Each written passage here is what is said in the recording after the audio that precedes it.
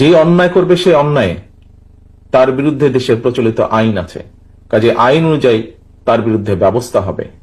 অন্যায়কারী কখনো কারোর কোনো দলের লোক হতে পারে না। আজকে থেকে যারা চাঁদা চাইতে আসবে, প্রিয় জনগণ, আপনাদেরকে বলছি, এই চাঁদাবাজদেরকে কুকুরের মতো রশি দিয়ে টেনে টেনে টেনে হিচড়ে তাদেরকে খাম্বার সাথে বেঁধে তাদেরকে গণপিটুনি দিয়ে ভিডিও করে ফেসবুকে অনলাইনে ভিডিও ভাইরাল করে দেন।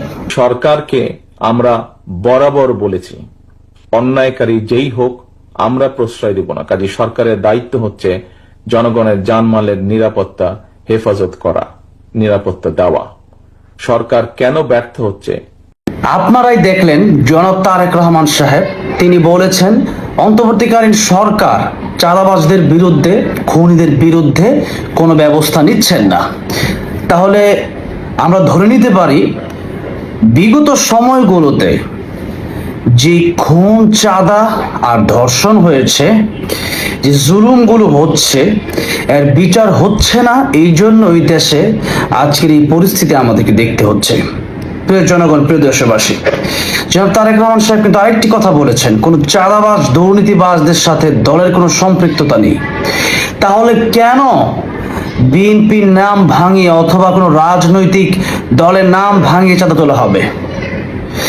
প্রিয় দেশবাসী, প্রিয় জনগণ, আপনাদেরকে আমি বলতে চাই, যারা চাঁদা নেয়, যারা চাঁদা তুলতে আসে, তারা কয়জন আর আপনারা চাঁদা দেন কয়জন? যারা চাঁদা তোলে তারা সর্বাত্মক 100-200 হতে পারে, আপনারা তো জনগণ আছেন হাজার হাজার। তাহলে হাজার হাজার জনগণ মিলে কেন প্রতিবাদ করে এই চাঁদাবাজদের হাত ভেঙে দিচ্ছেন না? আপনারা আজকে কাপুরুষ হয়ে গেছেন, চাঁদা চায় আর আপনারা চাঁদা দিয়ে দেন। হতে পারে না, এটা কেন হবে?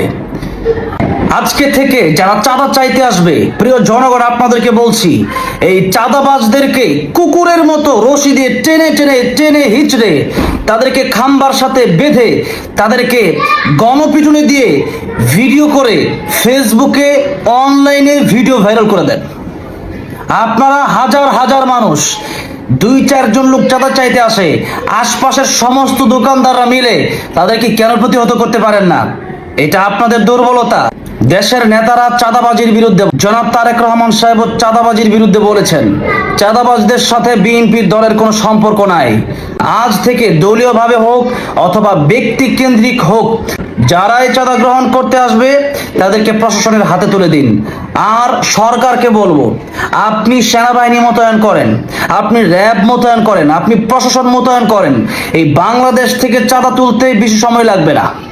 ইনশাল্লাহ ইসলামী সরকার দেশে আসলে খুব শীঘ্রই এই দেশ থেকে চিরতরে চাঁদাবাজি বন্ধ হয়ে যাবে। এই জন্য সামনের দিনগুলো আমাদের চিন্তা ভাবনা করে প্রত্যেকটা পদক্ষেপ নিতে হবে। এবং যারা এখন চাঁদা তুলছে, যদি আইন তাদের ব্যবস্থা না নেয়, তাহলে জনগণই তাদের ব্যবস্থা নেবে ইনশাআল্লাহ।